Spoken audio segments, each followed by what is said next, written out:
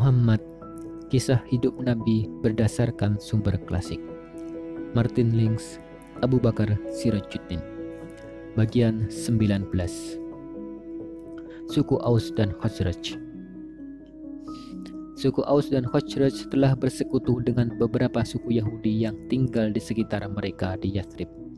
Namun, hubungan mereka seringkali tegang dan dihantui oleh permusuhan.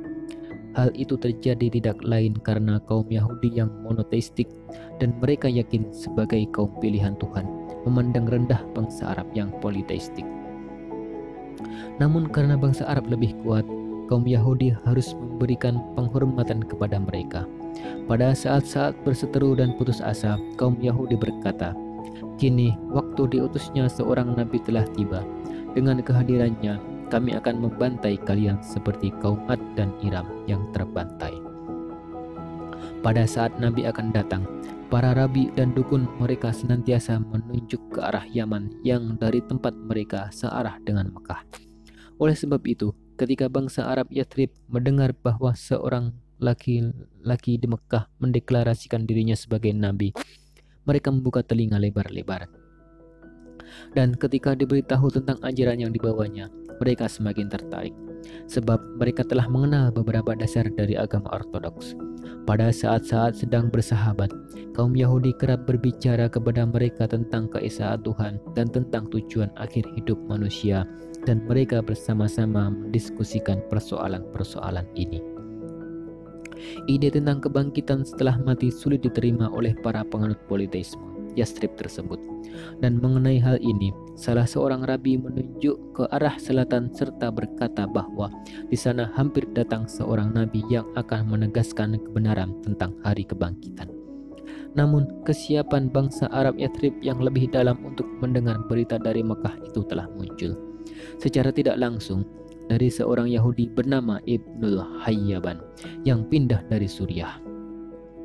Dialah yang lebih dari sekali menyelamatkan oasis itu dari kekeringan berkat doa minta hujan yang ia panjatkan. Orang suci ini telah wafat saat Nabi menerima wahyu pertama. Ketika kematiannya dirasa telah dekat, seperti yang diceritakan oleh Aus dan Khazraj, ia berkata tentang Nabi, "Hai kaum Yahudi, menurutmu apa yang menyebabkan aku meninggalkan negeri roti dan anggur serta datang ke negeri yang keras dan miskin ini?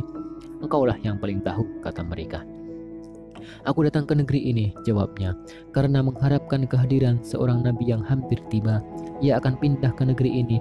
Aku berharap ia akan diutus tepat pada saat aku dapat menjadi pengikutnya. Saat kedatangannya telah dekat di hadapan kalian." Ucapannya itu amat tertanam dalam hati para pemuda Yahudi yang mendengarkannya dan mereka yang dapat menerima nabi bila waktunya tiba meskipun ia bukan Yahudi. Secara umum dapat dikatakan bahwa bangsa Arab dapat menerima orangnya namun menolak ajarannya. Sebaliknya, kaum Yahudi menerima ajarannya namun menolak orangnya. Soalnya bagi mereka, bagaimana mungkin Tuhan mengutus seorang nabi yang tidak berasal dari kaum pilihan? Meski demikian, saat para peziarah kembali ke Yathrib dan membawa berita tentang nabi, kaum Yahudi merasa tertarik dan dengan penuh semangat bertanya lebih detail.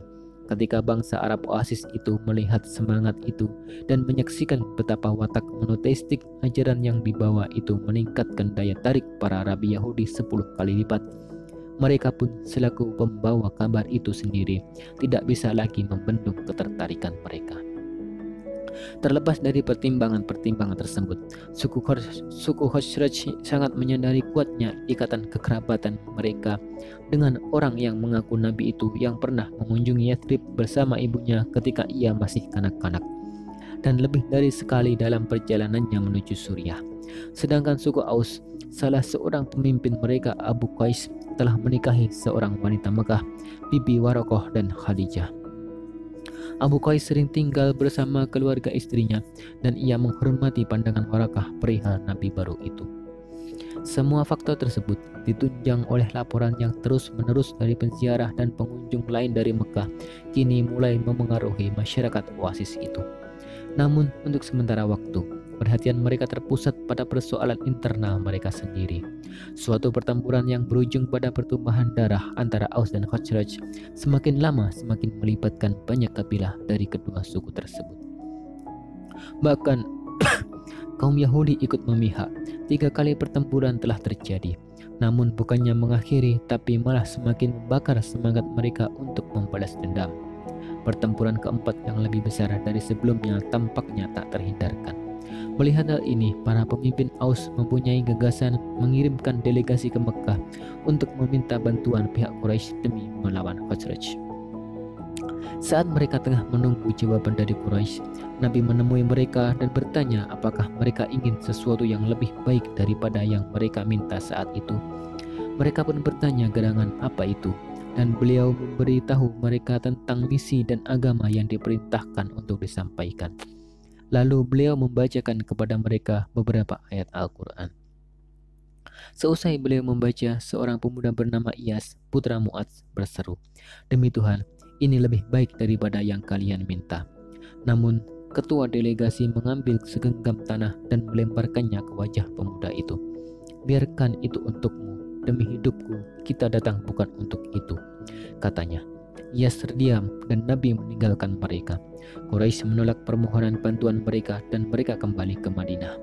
Tidak lama sesudah peristiwa itu, Iyas meninggal dunia dan orang-orang yang hadir saat kematiannya menuturkan bahwa mereka mendengar dia tak henti-henti bersaksi akan keesaan Tuhan, mengagungkannya, memujinya dan memuliakannya hingga akhir hayatnya. Ia terhitung sebagai orang Yathrib pertama yang masuk Islam.